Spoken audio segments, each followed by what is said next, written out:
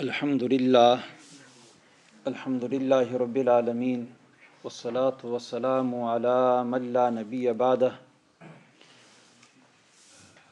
اما بعد فاعوذ باللہ من الشیطان الرجیم بسم اللہ الرحمن الرحیم الیوم اکملت لکم دینکم واتممت علیکم نعمتی ورضیت لکم الاسلام دینہ وقال النبی صلی اللہ علیہ وسلم من احدث فی امرنا ھذا ما لیس علیہ امرنا فہو رد صدق اللہ العظیم۔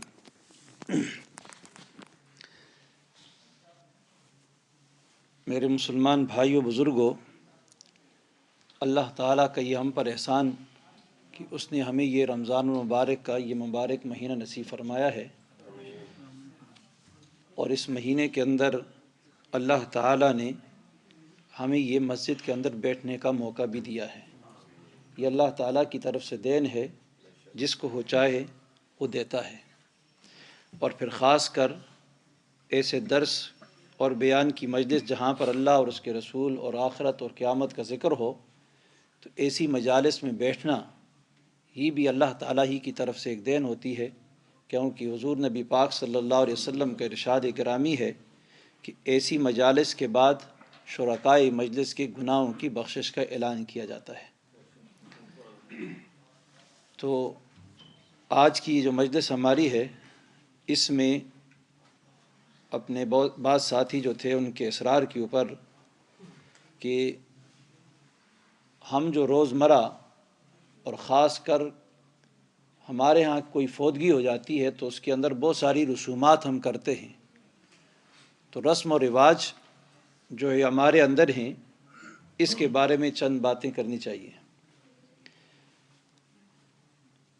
اس تمام چیز کو سمجھنے کے لیے، رسومات کو سمجھنے کے لیے سب سے پہلے ہمیں ایک بات سمجھنی ہوگی کہ اللہ تعالیٰ نے حضرت محمد الرسول اللہ صلی اللہ علیہ وسلم کو جو نبی بنا کر بھیجا ہے، تو اللہ تعالیٰ نے انہیں دین کامل دے کر بھیجا تھا۔ اور جب نبی پاک صلی اللہ علیہ وسلم دنیا سے جانے لگے تو جانے سے پہلے اللہ رب العالمین نے بھی اعلان کیا کہ جو پیغام محمد رسول اللہ صلی اللہ علیہ وسلم کو حرا کے اندر دیا گیا تھا، غار حرا کے اندر اقرأ بسم ربک الذی کے ذریعے سے جو پیغام دیا گیا تھا، اس پیغام کی تکمیل اللہ رب العالمین نے ان الفاظ سے فرمائی، الیوم اکملت لکم دینکم واتممت علیکم نعمتی ورضیت لکم الاسلام دینا۔ کہ اللہ رب العالمین ارشاد فرماتے ہیں کہ ہم نے آج آپ کے اوپر دین کو مکمل کر دیا ہے، واتممت علیکم، اور ہم نے تمام کر دی، پوری کر دی اپنی نعمت، ورضیت لکم الاسلام دینا، اور ہم راضی ہیں تمہارے لیے بطور دین کے، بطور نظام کے، انتخاب میں اسلام کے۔ تو اللہ رب العالمین نے اس دین کو مکمل کر دیا محمد رسول اللہ صلی اللہ علیہ وسلم کے جانے کے بعد۔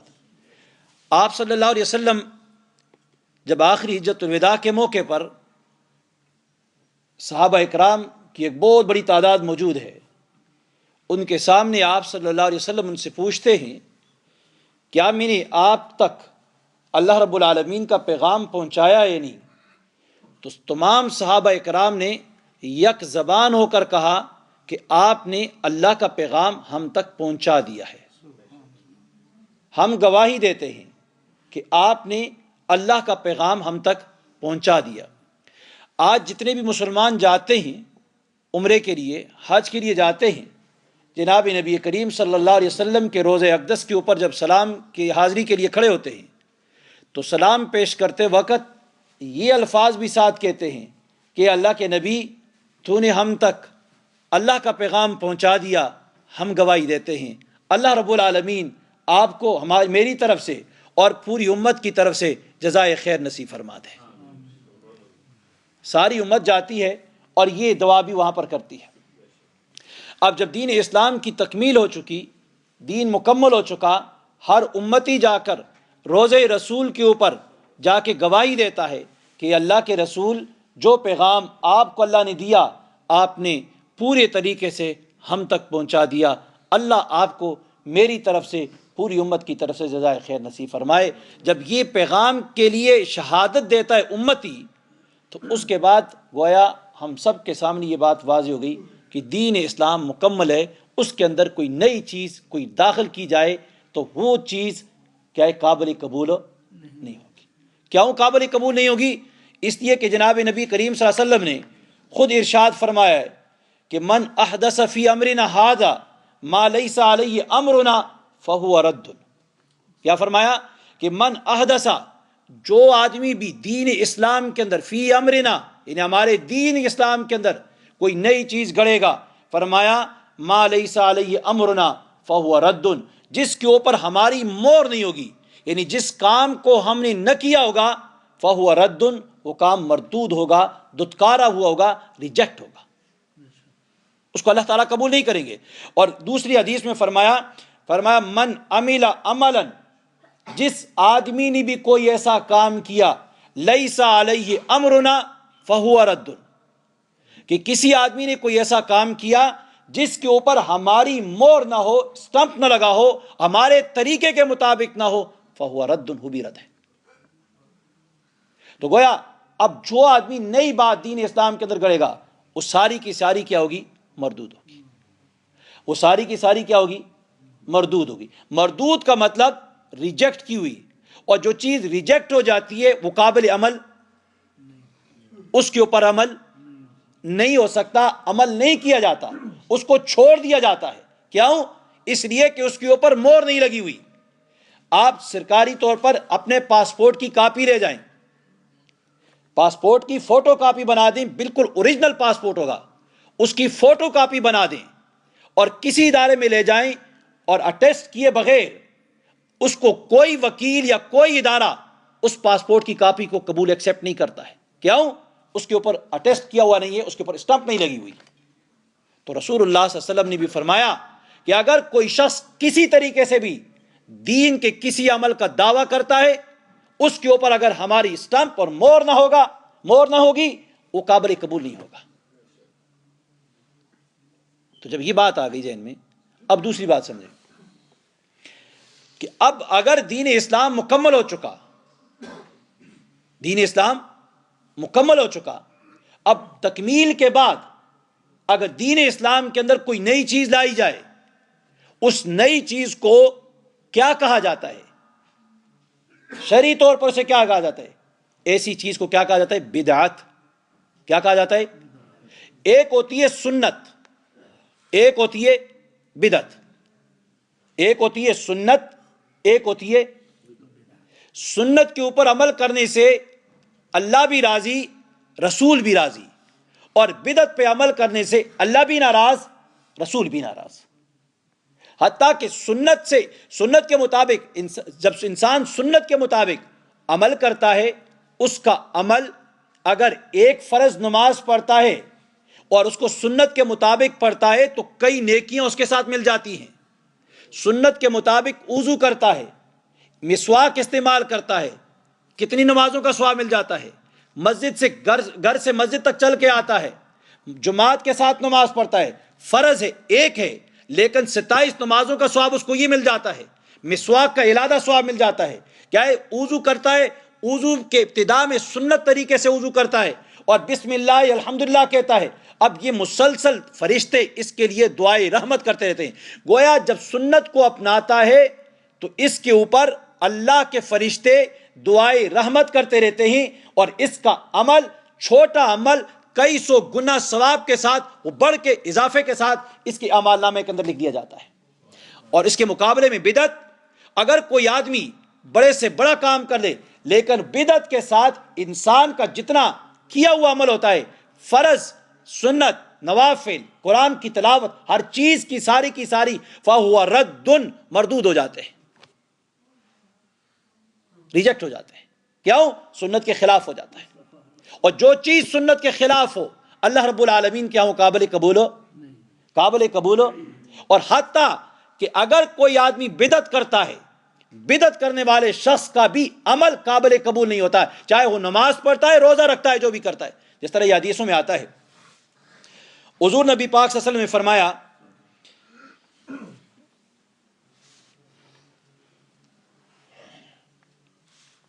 حضرت علی رضی اللہ عنہ سے روایت ہے، فرماتے قال النبی صلی اللہ علیہ وسلم المدینۃ حرام ما بین عیر الی ثور فمن احدث فیها حدثا او آوى محدثا فعلی لعنۃ اللہ والملائکۃ والناس اجمعین لا يقبل منه صرف۔ فرمایا جناب نبی کریم صلی اللہ علیہ وسلم نے عیر کا مقام سے لے کر ثور تک یہ سارے کے سارا مدینہ منورہ یہ حرم میں داخل ہے، یہ کیا ہے؟ حرم ہے۔ اور فرمایا جو آدمی اس حرم کے اندر کوئی بدعت ایجاد کرے گا او آوا یا کسی بدعتی کو پناہ دے گا، فرمایا فعلیہ لعنۃ اللہ، اس کے اوپر اللہ کی بھی لعنت، والملائکتی ملائکہ کی بھی لعنت، والناس اور تمام جمیع لوگوں کی لعنت ہوگی، لا یقبل منہ، اللہ رب العالمین اس کی فرضی عبادت بھی قبول نہیں کریں گے، ولا عدل، اور نہ ہی اس کی نفلی عبادت قبول کریں گے۔ یہ بخاری شریف جلد 2 کی روایت ہے، صفحہ 1084 کے اوپر یہ روایت ہے بخاری شریف کی۔ اور آگے دوسری روایت ہے، اللہ تعالیٰ کے پیغمبر فرماتے ہیں، ابن ماجہ کی روایت ہے، فرمایا لا یقبل اللہ لصاحب بدعت، کہ اللہ رب العالمین صاحب بدعت، جو آدمی بدعت کرتا ہے اس کا نہ روزہ قبول کرتا ہے، ولا صلاۃً، نہ اس کی نماز قبول کرتا ہے، ولا صدقۃً، اور نہ اس کا صدقہ قبول کرتا ہے، ولا حجًا، اور نہ اس کا حج قبول کرتا ہے، ولا عمرۃ، اور نہ اس کو عمرہ قبول کرتا ہے، ولا جہادً، نہ جہاد قبول کرتا ہے، ولا صرفًا، نہ اس کی فرضی عبادت، ولا عدلاً، نہ اس کی نفلی عبادت، یخرج من الاسلام، اسلام سے نکل جاتا ہے، کما تخرج الشعرۃ من العجین، جیسا کہ آٹا گوندا ہوا آٹا ہوتا ہے اس سے بال نکل آتا ہے۔ بھائی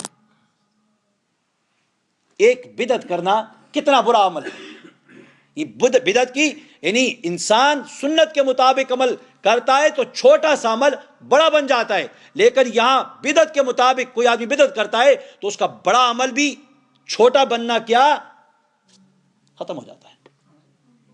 آگے دوسرا سنیں، حضور نبی پاک صلی اللہ علیہ وسلم نے فرمایا، اکثر آپ خطبے میں سنتے ہیں، فرمایا وَإِيَّاكُمْ وَمُحْدَثَاتُ الْأُمُورِ، تمہارے اوپر لازم ہے کہ دین اسلام کے اندر ہر نئی چیز سے بچو، ہر نئی چیز سے بچو۔ فرمایا فَإِنَّ كُلَّ مُحْدَثَةٍ، کیوں؟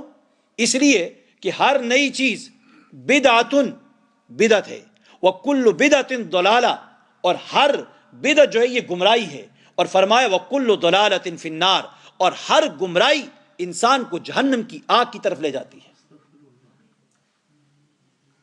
آیا ذہن میں مسئلہ؟ حدیث ذہن میں آ گئی کہ ہر نئی چیز سے جو دین اسلام کے اندر پیدا کی جاتی ہے، فرمایا اس سے بچو، کیوں؟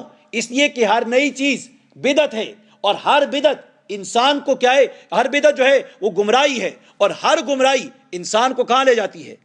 جہنم کی آگ کی طرف۔ کس طرف لے جاتی ہے؟ جہنم کی آگ۔ آگے دوسری حدیث سنیں، یہ بھی آپ خطبے میں اکثر سنتے ہیں، اما بعد، جناب نبی پاک صلی اللہ علیہ وسلم صحابہ اکرام کے مجمع سے جمعہ کا خطبہ بیان کرتے اور اکثر بیشتر خطبے میں فرماتے اما بعد فإن خیر الحدیث کتاب اللہ، سب سے بہترین کتاب جو ہے، بات جو ہے وہ کیا؟ اللہ کی کتاب ہے، وخیر الہدی، اور بہترین ہدایت ہدی محمد صلی اللہ علیہ وسلم، محمد صلی اللہ علیہ وسلم کی جو طرف سے لائی ہوئی ہدایت ہے وہ سب سے بہترین ہے، اور فرمایا وشر الامور، اور سب سے برے کام جو ہیں محدثاتها، وہ سارے نئے نئے ایجاد کیے ہوئے ہیں، فرمایا وکل بدعت ضلالہ، اور ہر گمراہی جو ہے، ہر بدعت جو ہے وہ گمراہی ہے۔ یہ مسلم شریف کی روایت۔ اور ایک تو گویا ان تمام حدیث کو اگر آپ سامنے رکھیں، اس کے علاوہ اور بہت ساری حدیث ہیں، لیکن مختصر یہ کہ آپ اندازہ کریں کہ ایک بدعت انسان کے تمام نیک اعمال کو کھا جاتی ہے، انسان کے صدقہ، خیرات،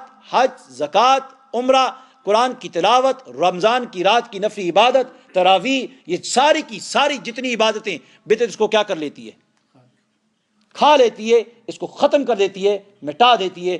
یہ بات نہ میری ہے، نہ کسی میرے عالم کی ہے، نہ میرے اکابر کی بات ہے، بلکہ یہ بات کس کی ہے؟ محمد الرسول اللہ صلی اللہ علیہ وسلم کی، اللہ کے پیغمبر کی بات ہے۔ وہ فرماتے ہیں کہ انسان کے سارے کا سارا عمل کیا ہو جاتا ہے؟ ختم ہو جاتا ہے۔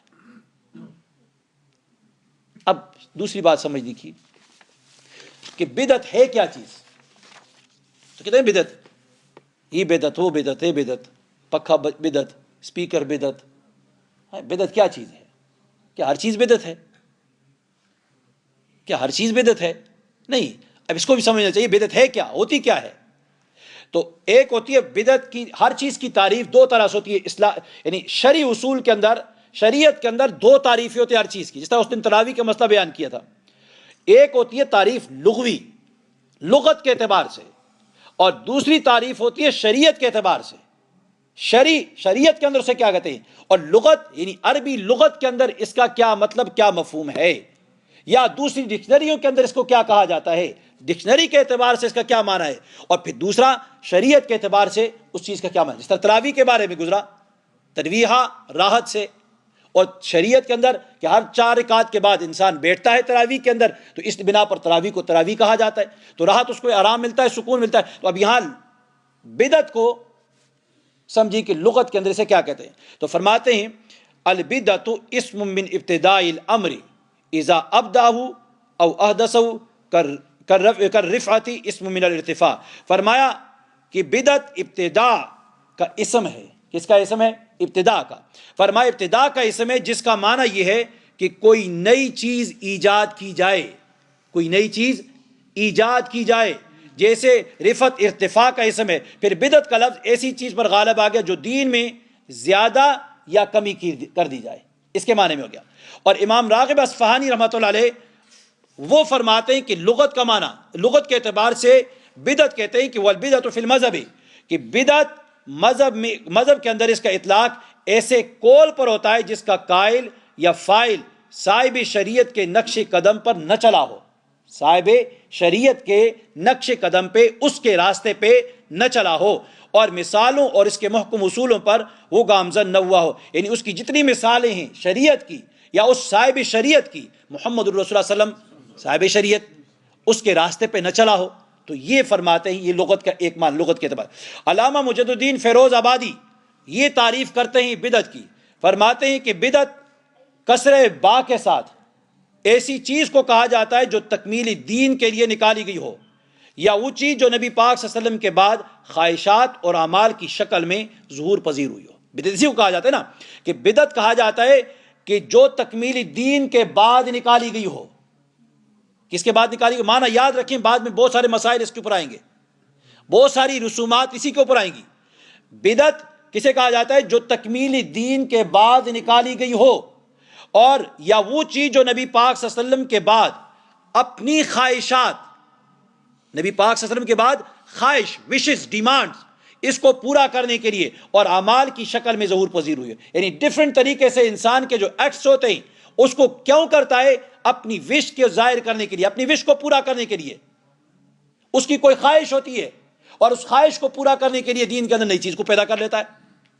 اور دوسرا، امام محمد بن ابی بکر بن عبد القادر الرازی رحمۃ اللہ علیہ، امام رازی رحمۃ اللہ علیہ، وہ فرماتے ہیں والبدعۃ الحدث فی الدین بعد الاکمال. فرمایا بدعت اکمالی دین کے بعد، اس میں احداث کا نام ہے، یعنی نئی چیز کا دین اسلام کے اندر پیدا کرنے کا نام کیا ہے؟ بدعت ہے. اور اردو کی مشہور لغت فیروز اللغات، اردو کی جو لغت ہے فیروز اللغات، اکثر آپ اسکولوں میں پڑھتے رہتے ہوں، دیکھتے رہتے ہوں، جو اسکول پڑھے انہوں نے اردو کی لغت استعمال کرتے ہیں اکثر. یہ مشہور لغت ہے فیروز اللغات.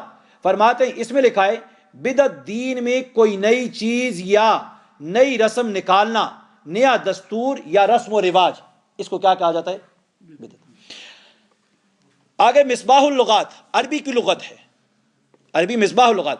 اس میں البدعت کا معنی کیا ہے کہ بغیر نمونے کے بنائی ہوئی چیز، بغیر نمونے کے بنائی ہوئی چیز، یعنی دین میں نئی رسم، وہ عقیدہ یا عمل جس کی کوئی اصل قرون ثلاثہ مشہود لہا بالخیر میں نہ ملے. یعنی قرون ثلاثہ، حضور فرمایا خیر القرون قرنی ثم الذین یلونہم ثم الذین یلونہم.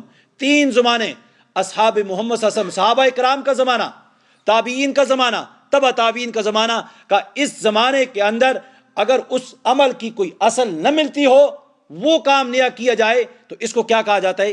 بدعت. اس کو کیا کہا جاتا ہے؟ بدعت.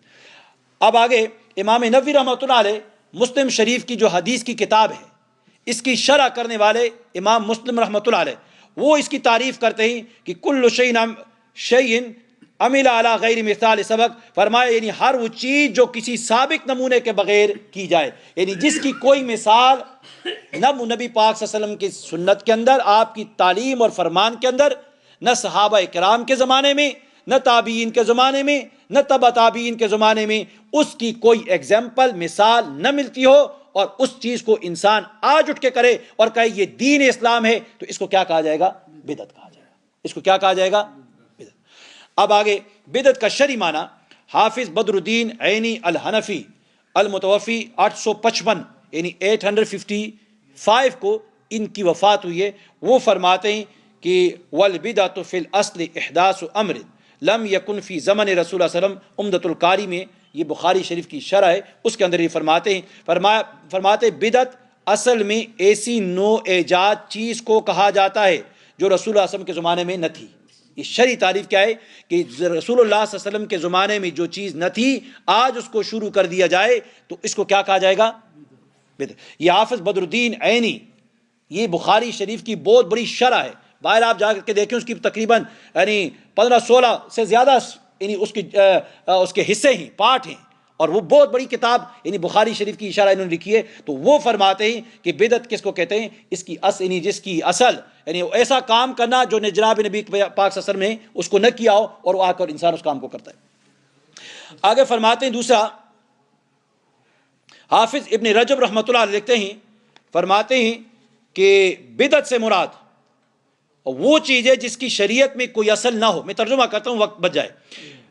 کوئی اصل نہ ہو جو اس پر دلالت کرے، اور بہرحال وہ چیز جس کی شریعت میں کوئی اصل ہو اور اس پر دال ہو تو وہ شرعاً بدعت نہیں ہے، اگرچہ لغتاً اس کو بدعت کہا جاتا ہے۔ یعنی بدعت کا معنی یہ ہے کہ شریعت کے اندر جس کی کوئی اصل موجود نہ ہو، اور دوسری چیز اگر کسی کی اصل موجود ہو، اگر اس کام کو انسان کرتا ہے، حقیقتاً بدعت تو وہ بھی نظر آتی ہے، لیکن اس کو بدعت لغوی کہا جاتا ہے، شرعی بدعت نہیں کہا جاتا۔ جس طرح حضرت عمر فاروق رضی اللہ تعالیٰ عنہ نے تراویح کی مثال شروع کی، اصل تو موجود تھی لیکن درمیان میں گیپ آ گیا، نہیں ہوئی، لیکن عمر بن خطاب رضی اللہ عنہ نے شروع کر دی، انہوں نے کہا کتنی اچھی بدعت ہے۔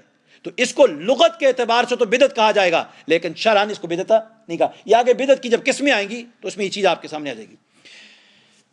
حضرت مولانا کریم بخش رحمۃ اللہ علیہ لکھتے ہیں، اصطلاحی شریعت میں بدعت ہر وہ فعل دین ہے جس کو قرون ثلاثہ کے اہل حق کی اکثریت نے قبول نہ کیا ہو، یا ان پاک زمانوں میں اس کو خلاف دین کہا گیا ہو، یا خود ان زمانوں کے بعد پیدا ہوئی ہو، جس میں عقیدہ غیر ضروری کو ضروری سمجھا جائے، یا ضروری کو غیر ضروری سمجھا جائے، یا ضروری کو غیر ضروری سمجھا جائے۔ گویا یعنی ایسی چیز جو 3 زمانے ہیں خیر القرون کے، اس زمانے میں اس چیز کو نہ قبول کیا ہو، ان لوگوں نے اس کو نہ تسلیم کیا ہو، نہ اس زمانے میں یہ چیز پائی جا رہی ہو، اس چیز کو شروع کر دیا جائے، یا غیر ضروری چیز ہے، غیر ضروری چیز ہے، اس کو ضروری سمجھا جائے۔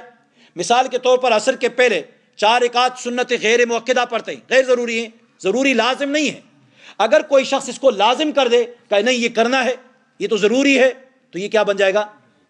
اسی طرح ہم فرضوں کے بعد دعا کرتے ہیں، فرضوں کے بعد دعا کرتے ہیں، مستحب عمل ہے، ضروری نہیں ہے۔ اگر اس کو ہم ضروری سمجھیں اور اس کے نہ کرنے والے کو کہیں اوہو یہ تو خلاف سنت کر رہا ہے اور یہ گناہگار ہو گیا، یہ فلاں ہو گیا، تو ایسے اگر اس کو لازم کروائیں گے تو یہ بدعت بن جائے گا۔ یہ کیا بن جائے گا؟ بدعت بن جائے گا۔ تو گویا ہر غیر ضروری عمل کو ضروری سمجھنا یہ بھی کیا بن جاتا ہے؟ بدعت بن جاتا ہے۔ یہ بھی کیا بن جاتا ہے؟ بدعت۔ تو اب آگے دوسری، مفتی اعظم ہند حضرت مفتی محمد کفایت اللہ نور اللہ مرکزہ، ہمارے دیوبند مسلک کے یہ سب سے بڑے فقیہ اور ہندوستان کے اندر سب سے بڑے مفتی اعظم تھے، مفتی محمد کفایت اللہ رحمۃ اللہ علیہ، اور مفتی اعظم ہند کے نام سے یہ مشہور تھے۔ اور جب فلسطین کا مسئلہ تھا، زمین فروخت ہو رہی تھی فلسطین کی، تو ایک وہاں فلسطینی گیا مصر میں، اور مصر میں جا کے ان سے فتویٰ لیا، فتویٰ پوچھا کہ یہ زمین بیچنی جائز ہے فلسطین کی یا نہیں، ارض فلسطین کو بیچنا جائز ہے یا نہیں۔ تو قاہرہ کا جو مفتی تھا اس نے کوئی بات نہیں، لا باس، اس میں تو شرائط کیا ہے بے کی پائی جاتی ہیں، اس کو آپ بیچ سکتے ہیں، فروخت کر سکتے ہیں، کوئی حرج نہیں۔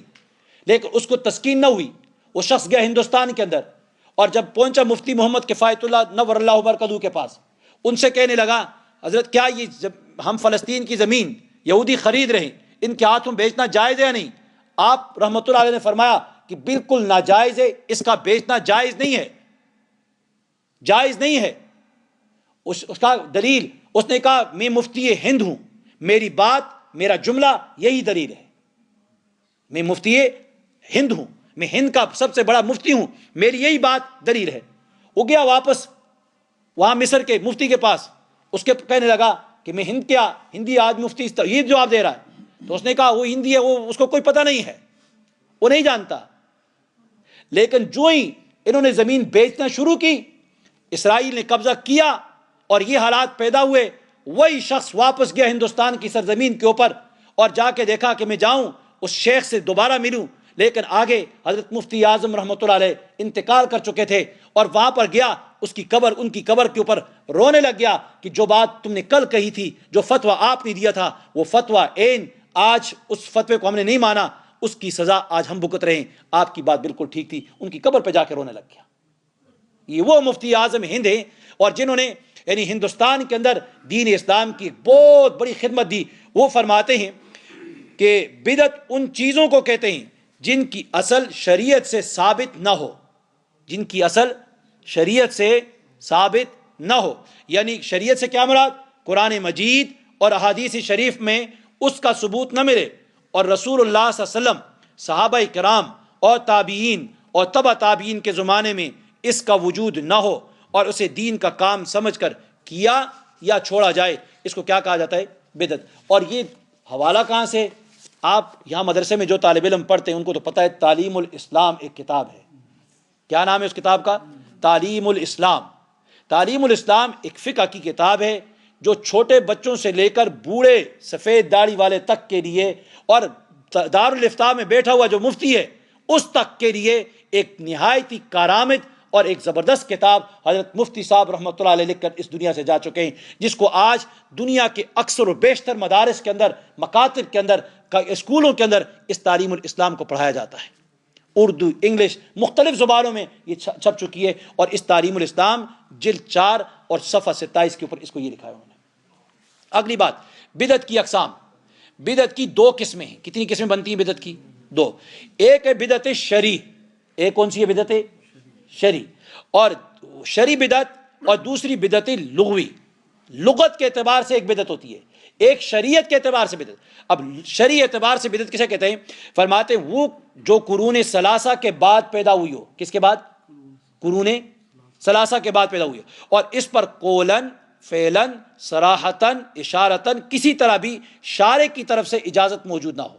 شارع کی طرف سے کوئی اجازت، یعنی جناب نبی پاک صلی اللہ علیہ وسلم کی طرف سے، قرآن کریم کی طرف سے کوئی اجازت اس کے لیے موجود نہ ہو۔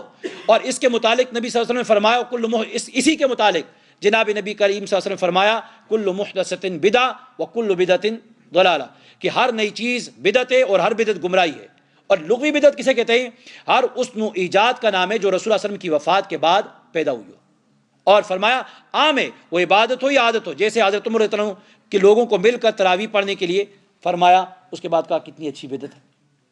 تو یہ لغت کے اعتبار سے، کیونکہ اس کی اصل تو وہاں موجود ہے، لیکن لغت کے اعتبار سے نئی چیز آ گئی، ایک نیا طریقہ آ گیا جماعت کے ساتھ، حالانکہ اصل موجود ہے، لیکن درمیان میں جناب نبی پاک صلی اللہ علیہ وسلم نے تراویح نہیں پڑھی، ابو بکر صدیق رضی اللہ عنہ کو زمانہ گزرا نہیں پڑھی، لیکن عمر بن خطاب رضی اللہ عنہ نے شروع کر دی، اصل ہے۔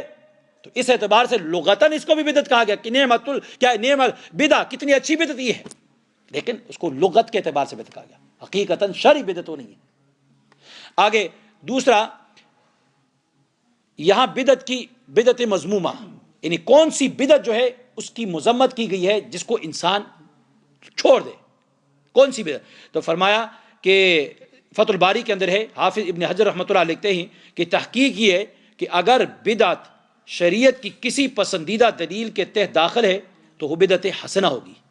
شریعت کی کسی دلیل کے ماتحت آتی ہو، لوگ کہتے ہیں نا بدعت حسنہ، بدعت سیئہ، یہ آ گئی نا۔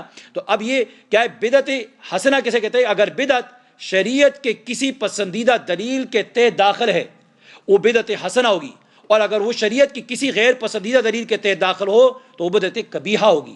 قبیحہ اور ورنہ مباح ہوگی.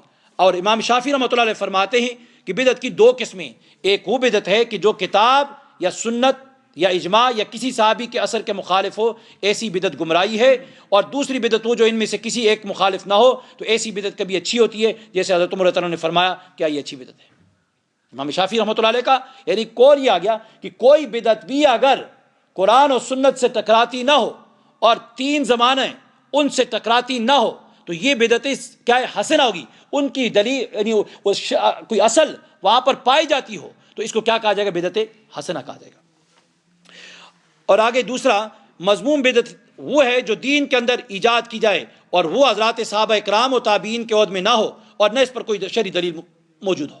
یعنی جو بدعت بری جو ہے، بدعت سیئہ، اسے کہا جائے گا کہ جو جناب نبی پاک صلی اللہ علیہ وسلم کا زمانہ، صحابہ اکرام، تابعین، تبع تابعین، اس زمانے کے اندر اس کے لیے کوئی شرعی دلیل نہ رکھتی ہو، اگر اس کام کو بعد میں شروع کر کے دین کا حصہ ثابت کیا جائے تو اس کو کیا کہا جائے گا، بدعت سیئہ کہا جائے گا. اس کو کیا کہا جائے گا، بدعت سیئہ. اور شریعت کے اندر جس بدعت کی مذمت آئی ہے وہ یہ بدعت کہلائے گی. آگے دوسری جو بات سمجھنے کی ہے، بدعت جو انسان کرتا ہے تو بدعت ہر اس کام کو کہا جائے گا جو نبی پاک صلی اللہ علیہ وسلم نے کیا ہو. لیکن بعض معاملات ایسے ہیں کہ جو آپ صلی اللہ علیہ وسلم نے بتایا کہ یہ نہیں کرنا، یہ نہیں کرنا، دلیل نہیں آئی. لیکن بعض اوقات لوگ دھوکہ دیتے ہیں کہ یہ کام تو آپ صلی اللہ علیہ وسلم کے زمانے میں تھا نہیں، کہاں روکا ہے، بتاؤ روکنا کہاں ہے، دلیل بتاؤ روکنے کی، منع تو نہیں کیا کہیں پر نا. اس کے اوپر یہاں فرماتے ہیں، جناب نبی کی ایک حدیث لائے، فرمایا رسول اللہ صلی اللہ علیہ وسلم نے کہ ما حدث قوم بدعۃ الا رفع مثلها من السنت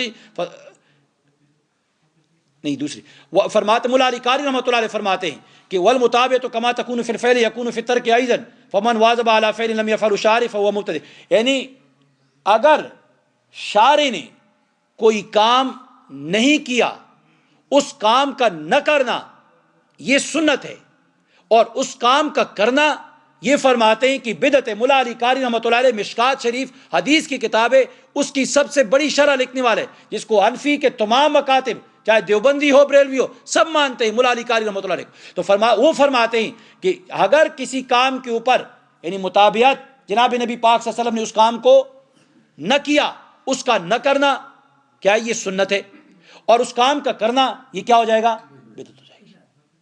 یہ کام بھی. اب دوسری بات سمجھیں کہ ایک انسان جب بدعت کرتا ہے تو بدعت کی نحوست اتنی بری ہے کہ اللہ پاک کے اللہ رب العالمین کے پیغمبر حضرت محمد الرسول صلی اللہ علیہ وسلم فرمایا کہ جو آدمی قوم کوئی نئی بات دین اسلام کے اندر ایجاد کرتی ہے، اللہ رب العالمین اس کے بدلے میں ایک سنت کو اس قوم سے اٹھا دیتے ہیں، اس قوم سے سنت کو کیا کر دیتے ہیں، اٹھا دیتے ہیں. اور فرمایا کہ سنت کو پکڑنا خیر من احداث بدع، کہ بدعت کے ایجاد کرنے سے سنت کا تھامنا، سنت کو پکڑنا یہ سب سے زیادہ بہتری ہے. یہ سب سے زیادہ کیا ہے، بہتری ہے. اور اسی طرح ایک دوسری روایت ہے، حضرت حسن تابعی فرماتے ہیں کہ جو قوم کوئی بدعت شروع کرتی ہے دین اسلام کے اندر، الا نزع اللہ من سنتی مثلها، اللہ تعالیٰ ان سے اس جیسی سنت کو اٹھا دیتے ہیں، ثم لا یعیدها الیہم الی یوم القیامہ، قیامت تک دوبارہ اس سنت کو واپس نہیں لوٹایا جاتا. یہ تو ہو گیا. اب اس کے بعد صحابہ اکرام ہیں.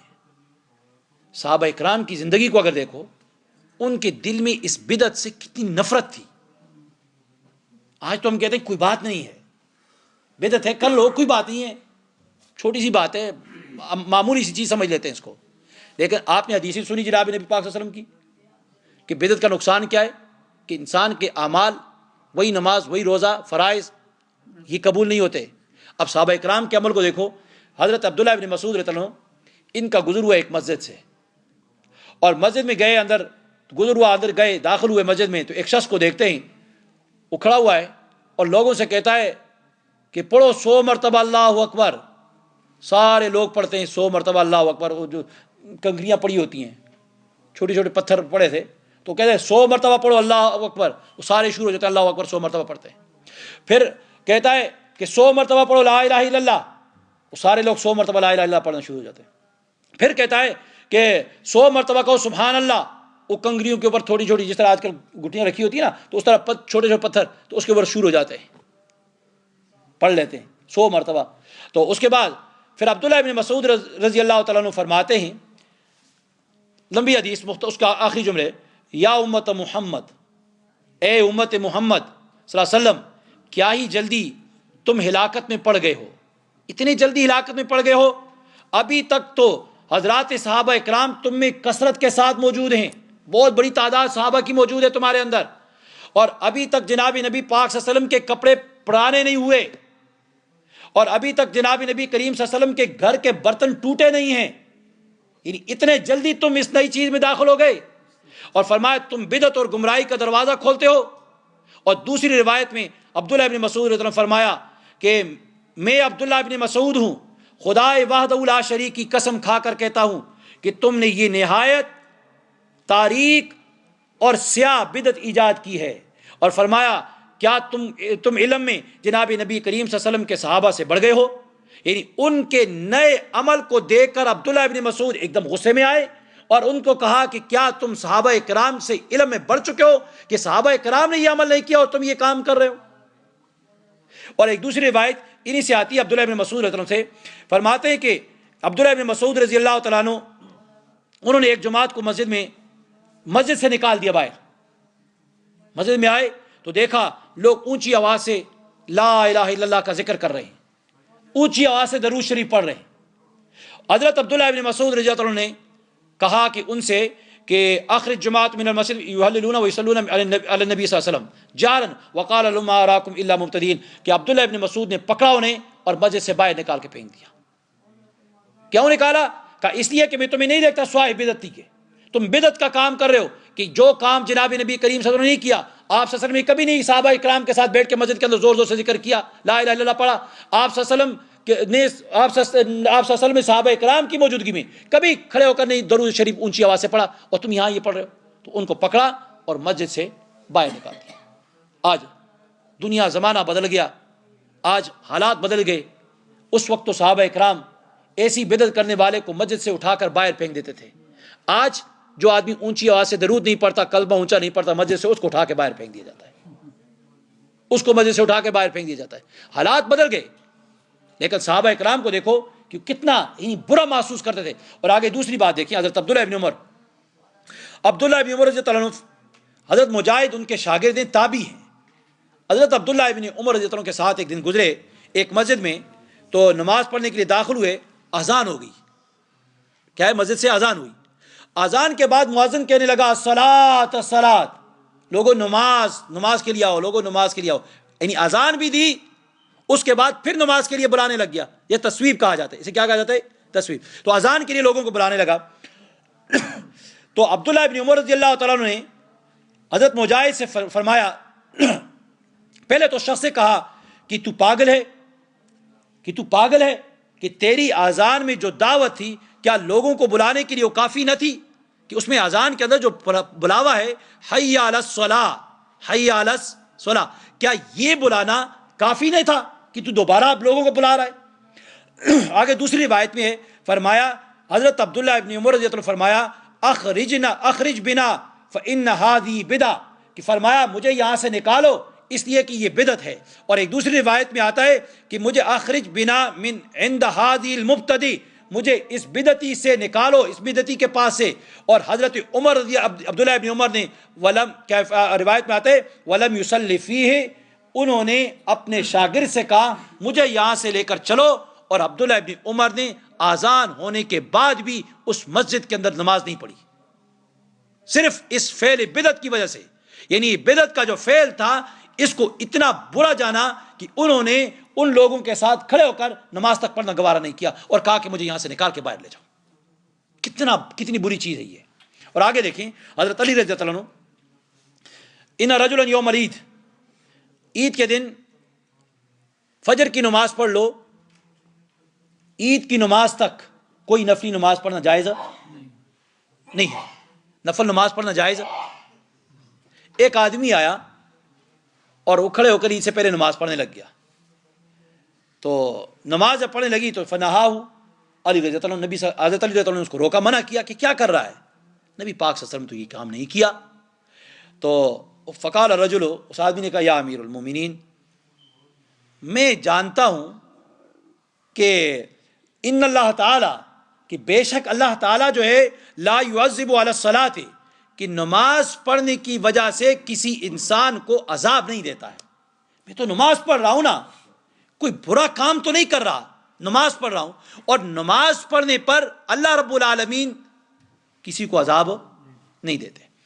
تو فقال علی رضی اللہ عنہ فرمایا وانی عالم، میں بھی جانتا ہوں بے شک کہ ان اللہ تعالیٰ، کہ اللہ رب العالمین اس فعل کے اوپر ثواب بھی نہیں عطا کرتے جو فعل محمد الرسول اللہ صلی اللہ علیہ وسلم نے نہ کیا ہو، یا اس کے اوپر ترغیب نہ دی ہو، یا اس کی طرف رغبت نہ دلائی ہو، تو اس کے اوپر اللہ رب العالمین اجر بھی عطا نہیں کرتے.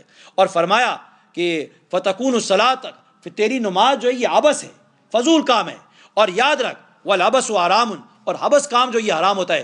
لیکن دوسری بات جو حضرت علی نے فرمائی کہ مجھے امید ہے اللہ رب العالمین کی طرف سے کہ یعذبک، تجھے جو عذاب دے گا اللہ رب العالمین تیری نماز کی وجہ سے نہیں دے گا، لیکن تیری لمخالفت کے رسول، تیرا نبی پاک صلی اللہ علیہ وسلم کی مخالفت جو تو کر رہا ہے نا، اس بنا پر اللہ رب العالمین تجھے ضرور عذاب دے گا. عذاب کس کی بنا پر ملے گا؟ جو تو رسول اللہ صلی اللہ علیہ وسلم کی مخالفت کر رہا ہے، کہ نبی پاک صلی اللہ علیہ وسلم نے یہ کام نہیں کیا، اسے منع کیا ہے، روکا ہے، اور تو وہ کام کر رہا ہے. نماز تو نماز ہے، نماز پڑھنے پہ ثواب ملتا ہے، اجر ملتا ہے، لیکن یہاں پر نماز تیری کیا ہو جائے گی؟ یہ خلاف سنت کی وجہ سے، تو اس کی وجہ سے تجھے عذاب ملے گا. اسی طرح حضرت سعید ابن مسیب، ان کے بارے میں بھی آتا ہے، ان سے کسی نے پوچھا، یہ نماز پڑھ رہا تھا عصر کی، عصر نماز ہم نے پڑھ لی نا، عصر کے بعد نفلی نماز جائز ہے؟ نفلی نماز جائز ہے؟ عصر کے بعد نفلی نماز جائز ہے؟ جب یہاں جائز نہیں تو مطاف میں عمرہ کے لیے جاؤ تو وہاں بھی جائز ہے، وہاں بھی جائز ہے. تو طواف اگر کوئی آدمی عصر کے بعد کرے تو پھر کیا کرے؟ نہیں، 2 رکعت نفل نہیں پڑے گا، نہیں پڑے گا، اس کو چھوڑ دے گا. کیوں؟ عصر کے بعد نفل نہیں ہے، اس کو مؤخر کر دے گا. کب پڑے گا؟ جو ہی مغرب کی اذان ہو جائے، مغرب کی نماز پڑھ کے اس کے بعد اپنے یہ طواف کے 2 رکعت جو ہیں ان کو وہاں پر پڑھ لے. کیا کرے گا؟ اس وقت پڑھ. تو اب یہ نماز پڑھنا عصر کے بعد جائز نہیں. ایک شخص اٹھا ان 2 رکعت نماز پڑھنے، اس کی عادت بنائی ہوئی پڑھ رہا ہے. تو حضرت سعید ابن مسیب رضی اللہ تعالیٰ عنہ نے کہا یا ابا محمد، اس سے پوچھا اے ابو محمد، یہ کیسی باتیں کرتا ہے کہ اللہ رب العالمین مجھے میری نماز کی وجہ سے عذاب دے گا؟ انہوں نے کہا قال لا ولکن یعذبک بخلاف السنت، کہ تجھے جو عذاب ملے گا خلاف سنت کام کرنے کی وجہ سے یہ عذاب ملے گا. تو میرے بھائیو، یہ تھی بدعت کے بارے میں چند باتیں کہ بدعت کیا چیز ہے. ہر وہ نئی چیز جس کو 3 زمانوں میں سے کسی زمانے میں اس کی شرعی دلیل نہ پائی جاتی ہو، اور اس کام کو آج کے زمانے میں دین کا کام سمجھ کے کیا جائے، نہ کرنے والے کو ملامت کیا جائے، اور نہ کرنے والے کو کیا ہے اس کے خلاف غلط زبان استعمال کی جائے، تو اس سارے عمل کو کیا کہا جاتا ہے؟ بدعت کہا جاتا ہے. اور بدعت کی برائی آپ نے دیکھ لی کہ ایک انسان جب بدعت کرتا ہے تو اللہ رب العالمین اس کا کوئی عمل قبول نہیں کرتا، یہاں تک کہ وہ بدعت کو چھوڑ نہیں دیتا. بدعت کے بارے میں صحابہ اکرام کا رد عمل آپ نے وہ دیکھا کہ صحابہ اکرام کتنا برا جانتے ہیں، اس شخص کو مسجد سے بھی نکال دیتے ہیں جو بدعت کرتا ہے، اور خود بھی اس مسجد کو چھوڑ کے چلے جاتے ہیں جس مسجد کے اندر کوئی بدعت کا عمل کیا جاتا ہے. اور خود فرماتے ہیں کہ اگر انسان سنت، نماز، درود پڑھتا ہے، روزہ رکھتا ہے، زکوٰۃ دیتا ہے، ہر چیز کرتا ہے، لیکن اگر وہ خلاف سنت ہوگا تو اس کے اوپر اللہ رب العالمین کے ہاں اجر ملتا نہیں ہے، بلکہ اس کے خلاف سنت ہونے کی وجہ سے اس کو عذاب ملے گا. اب مثال کے عید کا ایام ہے، عید کے دن ہے، عید کے دن روزہ رکھنا جائز ہے؟ کیا کوئی آدمی روزہ رکھے میں بڑا عابد زاہد اپنے آپ کو ظاہر کرنے کے لیے میں روزہ رکھوں گا، میں اللہ کو خوش کروں گا، میں پیغمبر کو خوش کروں گا، کیا اس کے روزے سے اللہ خوش ہو جائے گا؟ کیا پیغمبر صلی اللہ علیہ وسلم خوش ہو جائیں گے؟ کیوں خوش نہیں ہوں گے؟ اس لیے کہ خلاف شرع کام ہے، سنت کے خلاف ہے. سنت کیا ہے کہ اس دن افطار کی جائے، سنت کیا ہے؟ افطار کی جائے. اب اذان ہے، اذان کو شروع کرو اللہ اکبر سے، ختم کرو لا الہ الا اللہ سے. اب آگے محمد رسول اللہ کہہ دے کوئی تو اذان، کیا اس کو ثواب ملے گا؟ اس کو ثواب ملے گا؟ محمد رسول اللہ پیغمبر علیہ السلام کا نام لے رہا ہے، امام الانبیاء کا نام لے رہا ہے، اس پیغمبر کا نام لے رہا ہے جس کے اوپر اللہ کی کتاب نازل کی قرآن کریم، ہو جائے گا؟ کیوں؟ اس لیے کہ خلاف سنت ہے، خلاف سنت ہے، خلاف سنت ہے۔ درود شریف پڑھنے کا بڑا ثواب ہے، بڑا ثواب ملتا ہے، بہت بڑا ثواب ہے، انسان کے گناہ معاف ہوتے ہیں، جنت میں درجات ملتے ہیں، نیکیاں ملتی ہیں۔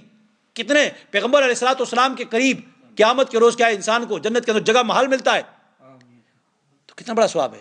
دیکھو اسی درود شریف کو دیکھو عبداللہ بن مسعود رضی اللہ عنہ، دوسرے صحابہ جو تھے، اونچی آواز سے مسجد میں کھڑے ہو کر کہہ رہا ہے درود شریف پڑھو، اونچی اونچی پڑھ رہے ہیں، تو کیا کہا؟ ثواب ملا اس کو؟ کیوں نہیں ملتا؟ صحابی کہہ رہا ہے نا، خلاف شرع ہے۔ اذان سے پہلے درود شروع کر دے، اذان کے اختتام پہ درود شریف شروع کر دے، تو کیا اس کو ثواب ملے گا اس درود کا؟ ڈرتے کتنے ہیں سب۔ درود شریف منکر بن گئے، کہیں نہیں ہوتا تو سب گستاخ رسول میں آ جائیں گے، نہیں بابا کوئی نہیں آئے گا۔ یہ مسئلہ ہے، شرعی مسئلہ ہے، شریعت کا مسئلہ ہے کہ اذان سے پہلے درود کہنا اور اذان کے بعد یا درود کہہ رہا ہے تو ثواب ملے گا؟ ثواب ملے گا؟ بہت کم ہے، نہیں ڈرتے۔ ثواب ملے گا؟ نہیں ملے گا۔ کیوں نہیں ملے گا؟ اس لیے کہ سنت کے خلاف ہے، اور جو کام سنت کے خلاف ہوگا اس کے اوپر کوئی ثواب۔ اب اگلا دوسرا جو مسئلہ ہے انشاءاللہ، ابھی ٹائم تو بہت ہو گیا، ظفر بھی تھک گیا ہے، امیر صاحب بھی وضو کر کے آ گئے، ایک دفعہ تھک گئے۔ ایک منٹ صاحب، ہاں ایک منٹ۔ اچھا اسپیکر ہی ٹوٹ گیا، اللہ خیر، اچھا یہ بھی ختم ہو گیا۔ اچھا تو کل جو مسئلہ ہے جس کے اوپر جہانگیر انشاءاللہ کل اگلا مسئلہ کہ جتنا بھی جنازہ پوچھا تھا، جنازے کا مسئلہ تھا کہ اس کے اوپر تھوڑا سا یہ جنازے کی جو رسومات ہیں، یہ ساری رسم و رواج اگر ہمارے دماغ میں یہ بات آ گئی تو کل کے درس کے اندر، کل کے انشاءاللہ اس کے اندر یہ ساری چیزیں آگے رسم و رواج کے اوپر چند دن روزے کے جو باقی ہیں آپ بھائی بھی بیٹھنے کی کوشش کریں، اور اللہ تعالیٰ مجھے بھی ہمت دے، صحیح بات کہنے کی توفیق عطا فرمائے ساری انشاءاللہ، ساری انشاءاللہ۔ الحمدللہ رب العالمین، اللہم صلی علی سیدنا محمد وعلی سیدنا محمد۔ اللهم ربنا آتنا في الدنيا حسنة وفي الآخرة حسنة وقنا عذاب النار. اللهم ربنا آتنا في الدنيا حسنة وفي الآخرة حسنة وقنا عذاب النار. اللهم ربنا آتنا في الدنيا حسنة وفي الآخرة حسنة وقنا عذاب النار. اللهم ربنا ظلمنا أنفسنا وإن لم تغفر لنا وترحمنا لنكونن من الخاسرين. پروردگار عالم ہم سب کا بیٹھنا قبول و مقبول بنا دے، اس بیٹھنے کے اوپر پورا اجر نصیب فرما دے۔ یا اللہ تو ہم سب کی خطاؤں کو معاف فرما دے، سب کے گناہوں کو معاف فرما دے۔ اے اللہ ہم خطا کار ہیں، گنہ گار ہیں، پروردگار عالم تو غفار ہے، تو رحمان رحیم ہے، کریم ہے، تو ہم سب کو معاف فرما دے۔ اے اللہ تو ہم سب کو معاف فرما دے، تو اگر ہمیں معاف فرما دے گا تو تیری رحمت میں کوئی کمی نہیں آئے گی۔ یا الہ العالمین تیری شان کم نہیں ہوتی، یا الہ العالمین تو ہم سب کو معاف فرما دے، تو بڑی شانوں والا ہے، یا الہ العالمین تو بڑا، تو سب سے بڑا ہے، اللہ اکبر تو ہی ہے، یا الہ العالمین تو ہم سب کو معاف فرما دے، سب کو معاف فرما دے، سب کو معاف فرما دے۔ یا اللہ ہم سب کی خطاؤں کو معاف فرما دے۔ یا الہ العالمین یہ رمضان کا آخری عشرہ ہے جس میں تو یا الہ العالمین جہنم کی آگ سے لاکھوں کی تعداد میں یا الہ العالمین تو لوگوں کو آزاد فرمائے گا۔ پروردگار عالم ہم سب کے بھی کو جہنم کی آگ سے آزاد فرما دے۔ یا الہ العالمین اگر ہمارے مقدر میں جہنم کی آگ ہے تو ہم سب کو اس سے خلاصی نصیب فرما دے۔ یا الہ العالمین اس کو خلاصی نصیب فرما دے۔ یا اللہ خاتمہ بالخیر نصیب فرما دے۔ یا الہ العالمین پورے امت مسلمہ کے حال پہ رحم فرما دے۔ یا الہ العالمین ہمارے روزوں کو قبول فرما دے۔ یا اللہ روزوں کو قبول فرما، نماز کو قبول فرما دے۔ یا الہ العالمین ہمیں ہر قسم کی غلط رسومات سے ہم سب کی حفاظت فرما دے، بدعات سے تو حفاظت فرما دے۔ یا الہ العالمین سنت کے مطابق زندگی بسر کرنے کی توفیق عطا فرما دے۔ یا الہ العالمین ہمارے عقائد کی اصلاح فرما دے۔ یا اللہ تو خاتمہ بالخیر نصیب فرما دے۔ صلی اللہ تعالیٰ علی خیر خلقی محمد و آلہ و صحبہ وبارک وسلم۔